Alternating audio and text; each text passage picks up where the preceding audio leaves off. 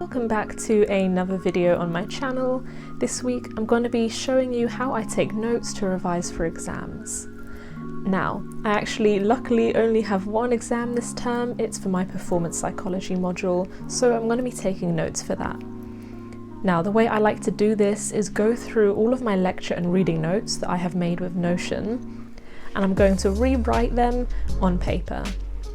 Now, this may seem like a very long process, but what's important here is that I'm not copying everything word for word, but I'm compressing all the information down into the most important points. This on its own is another great form of revision. This is not only allowing me to re-familiarise myself with the content, because let's be honest, I haven't thought about most of it since I did the lectures, but also I can test myself, make sure I understand all of the content I'm rewriting. It gives me a chance to solidify my understanding on certain topics. I'll start off with the basics of roughly how I structure my notes. I'm always going to have the lecture title at the top. I like to do this in a thicker felt tip. And then on the right, I do like to also include the lecture number, just so it's kind of easy to work out where I am.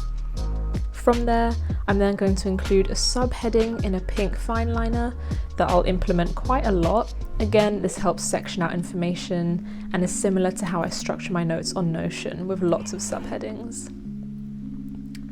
From here, I then like to incorporate loads and loads of keywords and terms. This is what most of my revision notes are made up of, and that's what I mean about compressing your notes down. At the end of the day, you don't really need to write down everything word for word, but what is important are the key theories and concepts that are going to be more prominent in your exams. And for this, I'm always going to highlight this. I like to use purple. That really doesn't matter though. You can use whatever colour you want. And then I can just use regular bullet points just to add extra information on these concepts. This can be one bullet point, it can be 5, depending on how complex it is. And then I'm going to make sure any key information describing this is highlighted in another colour. So let's do pink. Now we have a structure we can follow. It's now time just to start writing everything out. Now, I do recommend you can listen to music, or if you're like me, you could listen to a stream or a YouTube video. With note-taking, you don't need to be quite so switched on as with writing an essay, but at the same time, you do want to make sure you're actually thinking about what you're writing, or it kind of defeats the whole point. So if you feel like you can't really focus when you listen to music, I'd maybe recommend leave it off. Because with this, what makes this an effective form of revision is actually being able to understand and relearn the information you are writing out by hand. So with that, I also recommend read out all the information first for the section you're rewriting, and then handwrite it. What I often used to do would be write it out one word at a time, so I wouldn't even have read the whole sentence before I handwrite it. This really meant that I wasn't really thinking about what I was writing, I was just seeing a word and copying it. Make sure you're actually thinking about the words you write so that it's going into your brain a second time around. Again, this may seem like more effort, but at the end of the day, this is going to make it much easier once you finish note-taking, so you don't then have to try and learn everything from your written notes. Your written notes should just be proof that you learnt it all a second time. Now, something important to note here is that this exam I'm studying for is online, and I think most people probably have online exams too, so it may seem a little useless to be handwriting all my notes when really all I need is the original ones.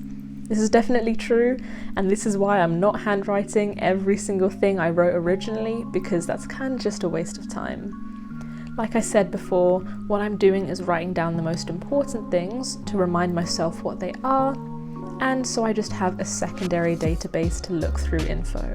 But at the end of the day, I'll probably be more likely to call upon my original Notion notes when it comes to the actual exam, so I'm not going to stress myself too much about writing pages and pages for each lecture. This is just a reminder of the original content.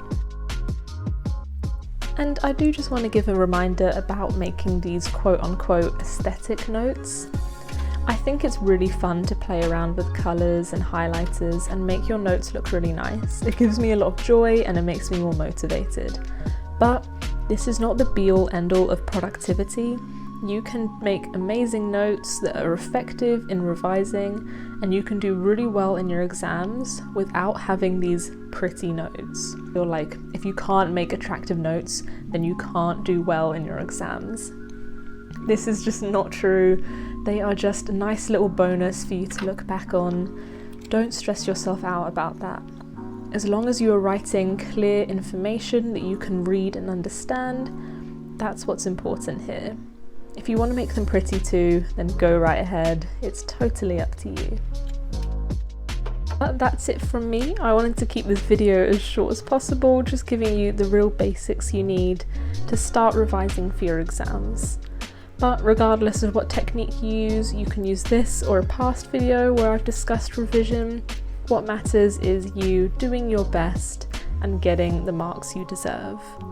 I believe in you. Thank you so much for watching. I hope any sort of tip I've ever given helps you in some way. But for now, have a great rest of your day and happy studying.